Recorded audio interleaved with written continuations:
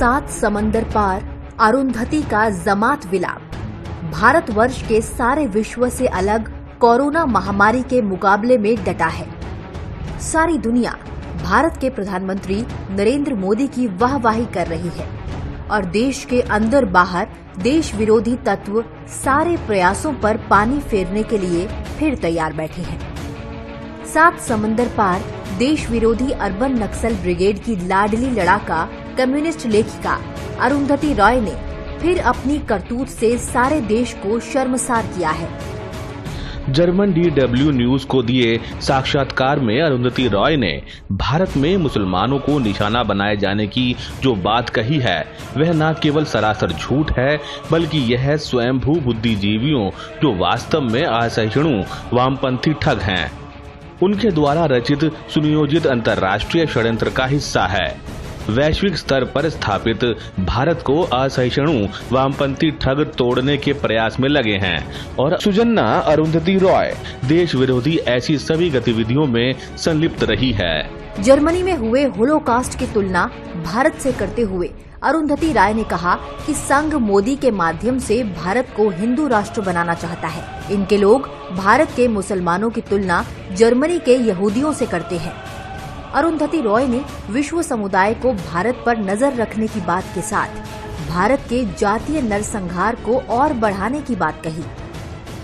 उन्होंने कहा कि भारत के लोग कोरोना ही नहीं बल्कि भूख, घृणा और नफरत से भी लड़ रहे हैं। भारत विरोध के लिए कुख्यात माओवादी और जिहादी सोच वाली अरुंधति के कथन पर सोशल मीडिया में लोग बेहद आक्रोशित हैं। भारत में अरुंधति की कारगुजारियां सारा देश जानता है। अटल जी के समय हुए परमाणु परीक्षण के विरोध से लेकर नरेंद्र मोदी के समय में अभिव्यक्ति के संकट में अवार्ड वापसी, अर्बन नक्सल गिरोह की वकालत, नागरिकता कानून का विरोध, अरुंधति राय हमेशा से देश, सरकार और विशेषकर प्रधानमंत्री नरेंद्र मोदी की उत्तरोत्तर बढ़ती लोकप्रियता से दुखी हैं। अब कोई मौका नहीं मिला तो अरुंधति ने तबलीगी जमात का हिस्सा बनकर कोरोना जैसे वैश्विक संकट के समय भी भारत की छवि को धूमिल करने की जरूरत की है।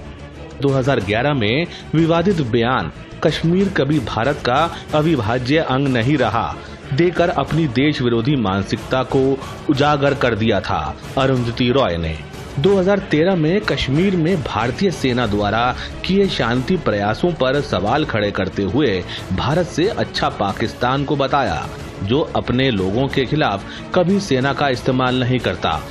सब ओर से थू-थू होने पर अरुंधति को माफी मांगनी पड़ी। अफजल की फांसी पर आंसू बहाते हुए इसे भारतीय लोकतंत्र के लिए दाग बताया। NPR में असली नाम छिपाकर रंगा बिल्ला और पता 7 रेस कोर्स सिखाने वाली अरुंधति रॉय ही तो हैं। भारत के बढ़ते कद और प्रसिद्धि से दुखी इन स्वार्थी तत्वों को भारत की छवि धूमिल करने के लिए वैश्विक स्तर पर भारत विरोधी समूहों द्वारा बड़ी फंडिंग प्राप्त होती है।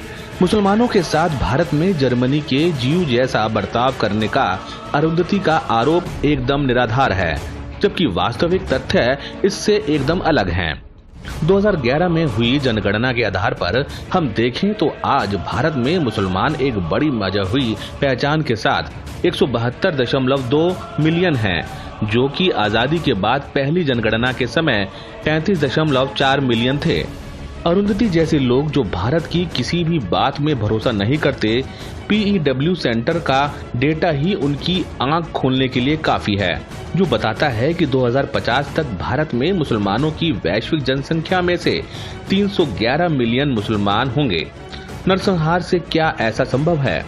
वामपंथी अर्बन नक्सल गिरोह की प्रवक्ता अरुंधति का दूसरा आरोप है कि चीन से पैदा हुए कोविड-19 वायरस के बहाने भारत के राज्यों व केंद्र की सरकार मुसलमानों को गाली देने का काम कर रही है।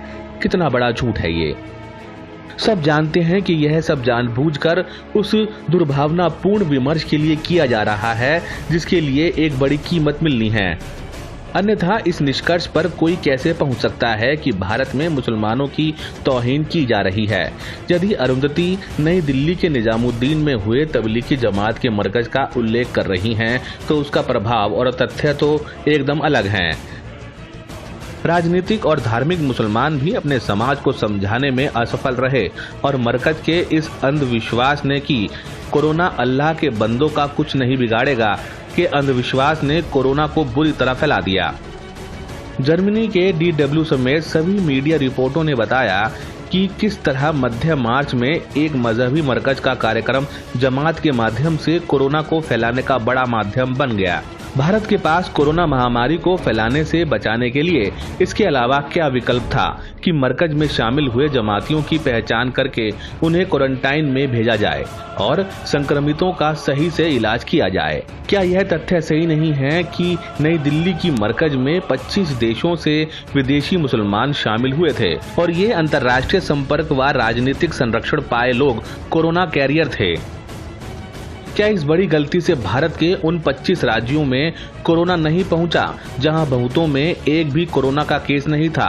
क्या यह कोरोना को रोकने के भारत के प्रयासों को पलीता लगाने का मामला नहीं है? भारत विरोधी मानसिकता की शिकार अरुंधति रॉय का तीसरा आरोप हिंदू और राष्ट्रीय स्वयंसेवक संघ मुसलमानों के विरुद्ध नाजी सोच रखते हैं। यह एक द्वेषपूर्ण विक्षिप्त मानसिकता को दर्शाता है, इससे ज्यादा कुछ नहीं। क्या अरुंधति कोई ऐसा प्रमाण दे सकती हैं कि हिंदू या संघ मुसलमानों के लिए घातक है?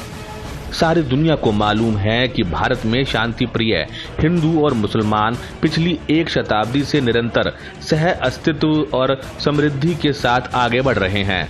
अरुंधति के झूठे नरेशन का सबको पता है। अमेरिकी लेखिका रेनी लिन ने अरुंधति को एक वीडियो के माध्यम से ऐसा जवाब दिया है कि उनको तो आईना दिख ही गया होगा। यहाँ भारत में उनके सहयोगी कलाकारों को भी तगड़ा झटका लगेगा। वीडियो ट्वीट करते हुए रेनी ली ने कहा कि भारत में कोरोना को रोकने के लिए प्रधानमंत्री मोदी ने काफी सख्त कदम उठाए हैं। हाल में भारत में आए कोरोना के अधिकतर मामले तबलीगी जमात के कारण ही फैले हैं। इन्होंने न सिर्फ डॉक्टरों के साथ मारपीट की बल्कि नर्सों के साथ अश्लील हरकतें भी की। इसलिए इन मामलों से ध्यान भटकाने के लिए प्रधानमंत्री मोदी और हिंदुओं के खिलाफ प्रोपेगेंडा फैलाया जा रहा है। वास्तव में अरुंधति की जो सोच है, जो हरकतें हैं और आग लगाने व खून बहाने में विश्वास करने वाला जो माओवादी दर्शन है, वह कम से कम लेखिका के रूप में तो जन सामान्य के गले नहीं उतर पाता। लेखक समाज व देश की संप्रभुता को खतरे में डालने और छवि को धूमिल करने का प्रयास कभी नहीं करता। लेकिन यह सच है कि जब एक एक्टिविस्ट को मनमाने विमर्श का पैकेज बनाने के लिए देश विरोधी शक्तियों से भरपूर पैसा, प्रचार और सुविधाएं मिलती हैं तो उसके लिए सच, झूठ, समाज, देश, संविधान कुछ नहीं होता। इसी की वानगी दशकों में एक फरमाइशी पैकेज कंपाइल करने वाली सुजन्ना अरुंधति रॉय और उनके गिरोह से जुड़े इनटॉलरेंट लेफ्टिस्ट ठग एक्टिविस्ट स्वरा भास्कर, राणा अयूब, कविता कृष्णन आदि में दिखती हैं, जिनका समाज में इम्पैक्ट एकदम शून्य है।